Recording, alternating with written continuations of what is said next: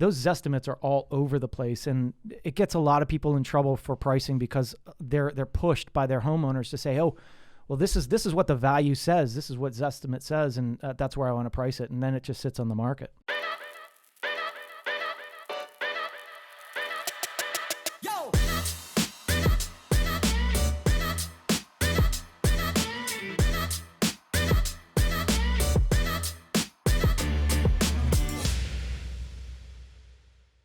How's it going, everyone? Welcome back to another episode of the Shawn and Matt Show. My name is Matt. That is Shawn. Welcome to our show. Shawn, in today's video, we're going to be talking about the Zillow Zestimate. We're going to be talking about NFT and virtual furniture and how that's going to relate to real estate. And we are going to be talking about why 50% of all real estate agents may be leaving the business soon. How's it going today? Today is one of those days, Matt. Like, you know, as real estate agents, we always plan for a day. We're like, okay, I'm going to do this, this, and this, and this, right? And then you get that early morning call that just blows everything to hell, right? And I think every agent can sympathize with me. And there's one thing I think that we all think about that is one of the roughest parts of our job, and that is referring contractors, right? The worst. I mean, I could have used a contractor for, 20 jobs. He's going to screw up at some point. Right. And they inevitably do. And then, it comes back on you and somebody's pissed off at you because of something that's gone wrong in their transition or the work that's being done. And man, it blows everything up, So it's tough. Ask anybody. If you guys can relate, like this video, put comment below on the problems you've had with contractors. And if you have a good one locally, let us know. Referring a contractor is kind of like being a baseball manager. If the baseball team wins, the player is the star, right? The contractor is the star. But if the baseball team loses, the manager gets fired. It's the manager's fault. Yep. So let's start with Zillow and Zestimates. I'm using Shawn's iPhone. I'm an Android user. How do I even use this thing to read off the first article from CNN Business, among many other places, that Zillow will now be making cash offers on their Zestimates. Shawn, I am very excited about this because because this is what it's all about. You have consumers that are like, yeah, my house is worth X, Y, and Z. And we as agents know that that's not true. So now I want them to sell to Zillow if they think that that's going a really to be good point. The case. That's a really good point.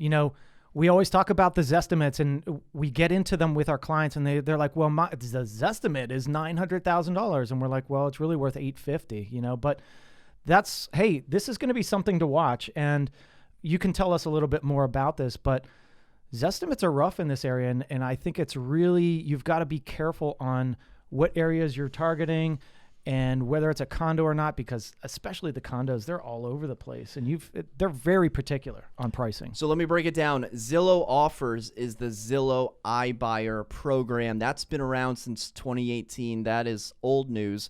But now the Zestimate initial cash offers is now available in 23 markets to start. These are markets like, I believe, Phoenix, Charlotte, Las Vegas, markets that are going to have maybe a more lower sales price and then maybe a more homogeneous property demographic in terms of, okay, this one's a 3-bed, 2-bath Rambler built in 1995. It's probably going to be around the same price. Right, and they're all built like by the same builder, so it's a lot easier for your algorithms to work in those instances. It's like, all right, if we were doing pricing on a certain neighborhood and they were all... It's a lot easier when everything's pretty close to the same. But when you get like Arlington, Virginia, and I guarantee you they're not doing it here, it's insanity. You go from one neighborhood to the next. I mean, there could be a humongous house next to a small house, and those Zestimates are all over the place. And it gets a lot of people in trouble for pricing because they're pushed by their homeowners to say, oh, well, this is what the value says. This is what Zestimate says, and that's where I want to price it. And then it just sits on the market. So the way that the transaction works, it's pretty similar to Zillow Offers, where you essentially just enter in your information and you get an offer. With this program, a Zillow employee inspects the house, provides a list of needed repairs, and then an adjusted final offer, and the homeowner can choose the closing date. Zillow charges a seller's fee of about 7.5% on average. So I love, reading about the ways that you can immediately do it.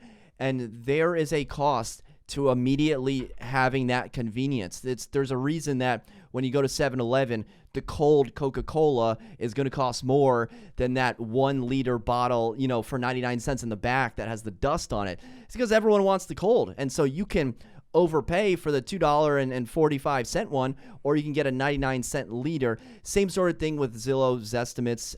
You can sell it to Zillow, and Zillow's one of their employees was directly asked if you make more money using a real estate agent or if you make money using the Zillow Zestimates, and he said they are very close to matching the real estate agent fee in terms of making the same amount. Yeah, right. And so they're not. They're losing. Real estate agent is going to charge you less than Zillow would. And the thing is, and this brings up that ties into our contractor thing. It's really tough to get good contractors, but if you would take the time, there's certain people that this is going to work really well with, and that's the people that their house is kind of a mess and they just want to walk away.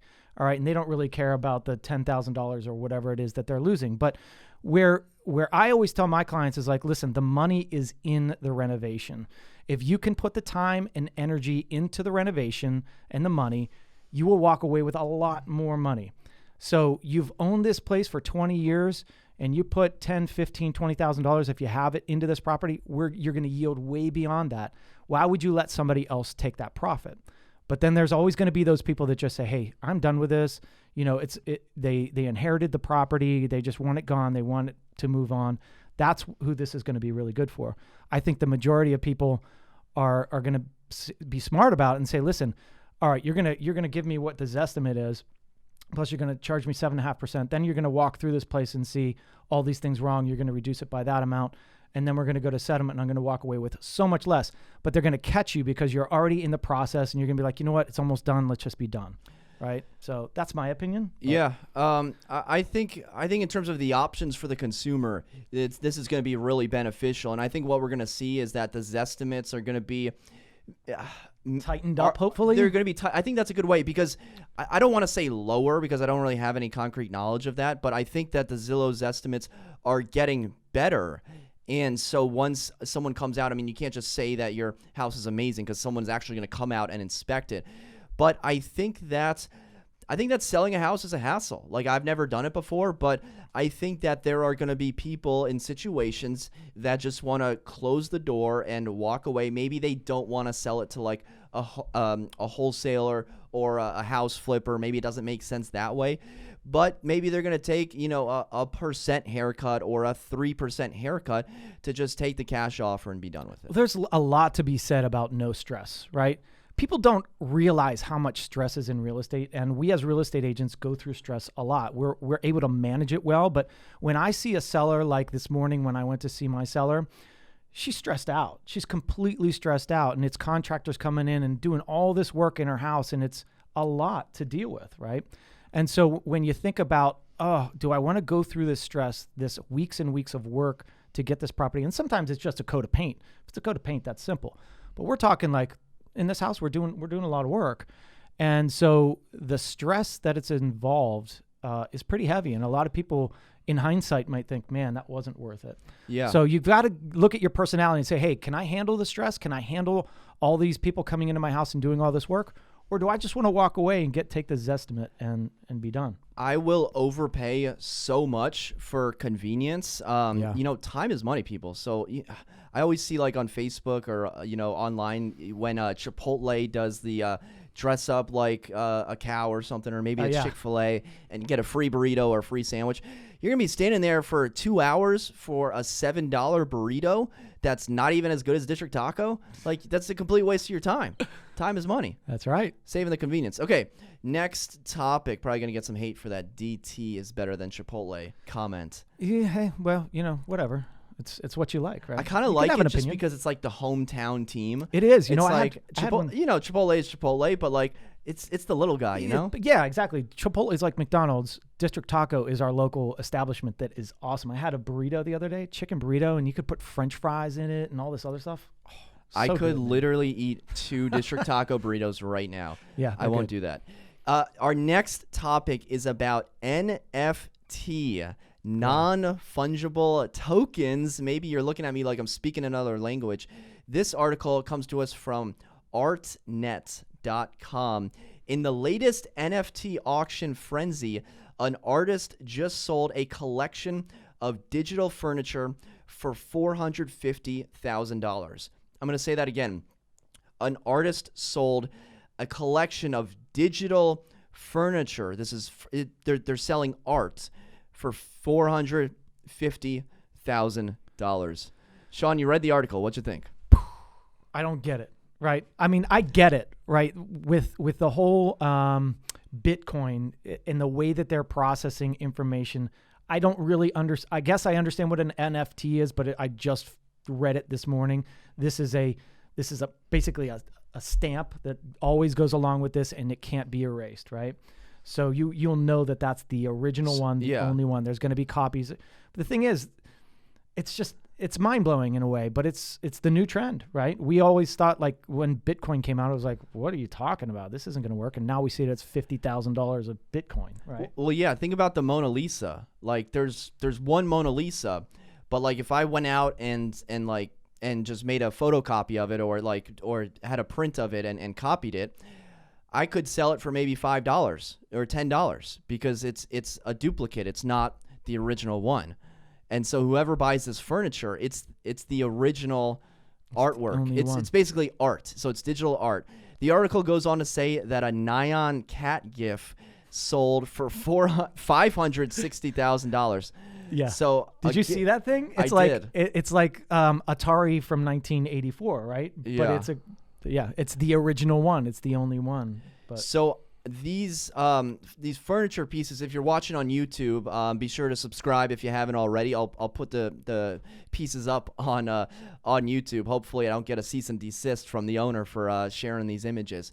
But they make no sense. You obviously can't sit in it. It looks like they were placed on Mars. But I think that there's going to be a reckoning for Bitcoin and NFT in a big way, because we saw when Bitcoin originally surged in 2017, it got a lot of attention from like non-stream Bitcoin bros, like non-Bitcoin bros, like mainstream people. And now again, it's surging again. I don't know what it's at right now, 40,000, 50,000. It's getting a lot more interest, and now it may be staying around to stay. And another NFT platform that has really taken off is NBA Top Shot. And I actually signed up for an account on NBA Top Shot and bought a few different highlights. So Shawn, let me tell you what it is. I've never heard of this. This is basically good. You have a collection of highlights on NBA Top Shot. And it's essentially virtual trading cards. So think of a trading card, comes in a set. There's maybe 1 out of 1,000, 2 out of 1,000, and whatnot. But instead of trading cards, these are actual highlights. So I went ahead and I bought a Davis Bertans 3-pointer highlight for $100. So this is that's an investment. This is a 15 to 20 second clip that is widely available, on YouTube. You'd have to go to the game footage and then, pause it and find it. But it's essentially a game that's already happened, and it's a highlight that maybe 1,000 or 15,000, I can't remember, other people own. And I spent $100 on it. So there's a stamp on this as well, right? There's a stamp. I have serial number 2,345 out of 5,000 or 10,000. And so where was this, whose footage are they using? Is this it's NBA. So it's an NBA affiliation. It's like the NBA's product, and each player gets a portion of the sale. That's amazing. And recently a LeBron James highlight sold for over $200,000. Wow. These are, videos, but it's also like a moment, It's such a cool concept. Your moment. There's own a moment. Yeah. There's one video on there of Vince Carter, his last game. Vince Carter, who's around, for 20 years. His last game was in March. He nailed a 3-pointer. He came, off the bench. It was his last hurrah. He nailed a 3-pointer. And then the next day, everyone went into quarantine lockdown. So these are These are like important moments in sports and in life, and now you can say that you're the owner on this. So we're talking basketball, we're talking furniture. How does that relate to real estate? Well, it's just going to make things, I think, easier in terms of streamlining the process. If you can do a real estate transaction on the blockchain, which is essentially what NFT is, I don't understand the intricacies of blockchain, but what I know right now is that the title process, the title work, paying for closing, all of that, I think, can be streamlined and be made better. That's such an interesting point with the blockchain, because blockchain is like, you can't break it, right? So here's the thing is, in title, every homeowner then buys title insurance over and over again. But why does it have to be that way? Why does there have to be an insurance policy every time you buy a house from a different, buyer, for the lender and for yourself? But if you had a blockchain and you were just selling the blockchain and you knew the title was clear and it's always going to be clear, that's such an interesting concept. Yeah. Wow. I think by and large, the biggest part of this is if virtual furniture is being sold for $450,000, what's real estate worth? If something virtual is being sold for $450,000, think about how underpriced real estate is. You know what I'm going to start selling? My 3D tours. My 3D tour. I'll tell you what. I'll sell you my 3D tour of my house. I'll get it blockchained. Get it stamped. A couple $100,000 if you want it. Just let me know. a few $100,000 under. What if you sold it for more than the price of the house? Wouldn't that be cool? There's a DJ called Blau who just made $11 million in 24 hours. He sold an album using NFT, and it's essentially you own the song. Like it's your song. You have the rights to it. You could sell it. I mean, that's wow. Yeah, I think something like 33 NFTs, non-fungible tokens, were released, and then you could redeem those tokens for a song, for album work. And the guy, grossed, he made $11 million. So, again, talking about DJs, basketball, furniture, these aren't real estate related, but this is becoming mainstream. And as we've all seen, real estate is the laggard in all things technology. So in the next coming years, be on the lookout for NFT entering the real estate space. See, I know Matt isn't a fan of this, but he's going to start buying this furniture, and he's going to virtually stage his places with his NFT furniture. See, that's where it could go, right? Well, this is NFT furniture, and it's a one-of-a-kind thing, and I'm going to stage it with my property. We're not a fan of virtual staging, but... I hate virtual staging so much, but that is an interesting topic on that. So let's finish it out with an article from Inman.com. It's an opinion piece, so it's not fact. Shawn's going to pull it up on his cell phone, and what it's going to state is that with Zillow, with Redfin streamlining, I keep saying streamlining. If you had to take a drink every time I said streamlining, you'd be passed out by now. But basically, with the vertical integration, thank you, that's the synonym I was looking for, with the vertical integration of Zillow and Redfin and some of these other big brokerages, what this article states is that 50% of agents will leave because they don't fall under certain categories. And there's basically 3 categories. The timeline on this is 5 to 7 years. The categories that he states are larger brands that are able to take market share. So think like Compass, which has done a really good job of acquiring other companies. By the way, they acquired KVS Title, a local DC area title company, for $52 million. Amazing. Yeah, we used to use KVS. Well, we do. They're a good company. So 3 different categories: larger broker, the indie broker, which I think is better to differentiate themselves with service, and then of course the first main broker is the the Zillow or the Redfin. So what are your thoughts just on the whole premise of 50% of agents will leave the industry in 5 to 7 years? I mean, don't 50% of the agents leave all the time anyways? I mean, that's the problem, is like there's an influx of agents during certain times, and then they all fall out, and like 90% of the agents fail. So I don't know. I don't think that 50% are leaving. I think about it all the time. I'm like, all right, when is it going to change so much that we can't make any money anymore? But I think the premise of the big brokerages going away isn't, like Century 21, right? The thing is, we have teams underneath these big umbrellas, and the teams are what are making things. And he wants to talk about, it's how you present yourself and what kind of job you're doing. That's what our teams are about. We do some things differently. We have a big umbrella that keeps us in line and keeps us up with our tools and everything else on that front. But then, Matt and I are part of a team where we hold ourselves to a different level than anybody else, and we try to keep ourselves up to that. So I think it's just the good agents are going to be okay. The people that are constantly innovating, coming up with new ideas, new services, a way to treat clients, they're going to survive. The weak ones, it's always the way it is. So we're just going to see a new development in the real estate market. If you don't adapt, you're gone. The weak ones and the solo agents, the solopreneurs that say, oh, I'm going to be the one to hang the lockbox. I'm going to be the one to run out and do this. I'm going to be the one to go out and do that.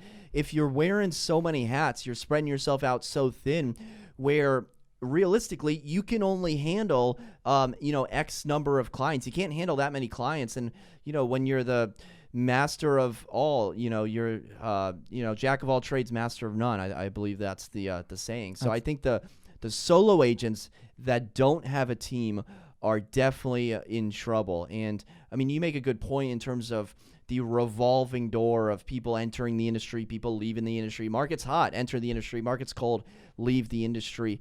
And I wish I had the stat here, but when I joined, I think the average agent age in NVAR, Northern Virginia Association of Realtors, was like a 47-year-old, female or something like that with two kids or one kid. I don't know what it was.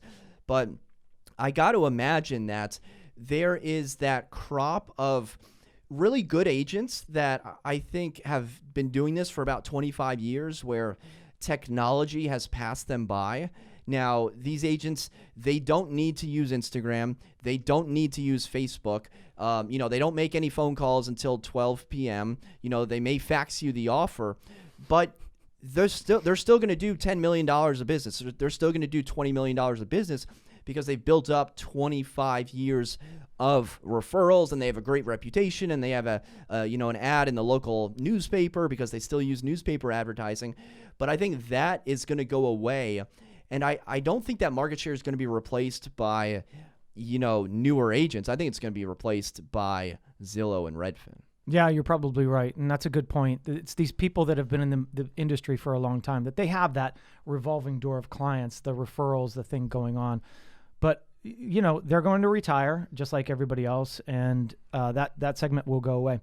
One important thing that I read from that article was the fact that, all right, so to compete, right, we have a National Association of Realtors. We have, and that's who kind of oversees us. How do volunteers, right? Volunteers that aren't really paid anything on a level of local level or national level. How do we compete with the CEO that's getting paid millions with Compass or one of these large companies, right? So my thought was, all right, so we have volunteers that are overseeing our stuff, right? NVAR, whatever it is. Why not increase the fees a little bit and let's get some really good people in there? I think that's what needs to happen here, is because you can't have volunteers in these positions, right? You can't have real estate agents that say, oh, I'm going to be the head of this department or whatever. There's no way as a real estate agent I would have time to be the head of the department. You have to hire good people. So if we as real estate agents want to compete in any way, I think we need to get together and we need to say, all right, we're going to pay for somebody. Let's increase our dues, $200, whatever it is. There's thousands of people in this area. We can pay somebody a really good salary to be the CEO of our local realtor association or whatever it is that we have to do to compete with these big dogs. Yeah, I agree. I mean, that's a full-time, a part-time, or full-time job that's being paid like an internship. Yeah. And I completely agree. You know, locally in Arlington County with the county board members, there's 5 members. They get paid a laughable amount. I don't know if it's $50,000 or $60,000, but they're working nights, they're working weekends, and everyone is always complaining about the Arlington County Board. Hey, we need better board members. These board members, they have full-time jobs. Yeah. They have kids. They have this, that, and they're basically doing a public service by taking this position. And I am all for, literally, with Arlington County's $1 billion budget, we should double the salary of the Arlington County Board of every single member. Reason being, someone's going to say, why should I add $50,000 a line item for one person to double their salary? Well, that candidate that you're going to get is going to be so much better. They're going to be qualified. They're going to be overqualified. They're going to be ethical. They're not going to do anything shady, hopefully, and they're not going to be bankrupt. That's right. So to compete, how do you make things better? You pay them. You have to pay for things. That's the way it always is, right? You pay for quality. And so local associations, let's start hiring people, increase our fees. What do we pay? $1,800 a year, something like that. It's not a ton, right? Some of the newer agents might be like, oh, that's a lot of money or whatever. But if you want quality, if you don't want this real estate agency thing to fall into the depths of Zillow, then we need to change it now. We need to turn around. And if we're going to turn this thing around, we need to start by hiring the right people and paying them the money. Shawn, battle for president. I'll start. You want to pay me? I'll do it for $1 million. Right? $1 million a year. No, I'm just joking. But I do. I don't want to do that. I do think like NAR should like remove non-active members. Just everything is backwards. Everything needs to be redone. Yep, and it needs to happen quickly, or we're gonna lose. Yeah, so scrambling. Let's fight. Yeah. All right, guys. Well, there you have it. Another episode of the Shawn and Matt Show. If you learn anything, be sure to hit the thumbs up button. Smash it if that's something you're into. And until next time, we'll see you then. Take care.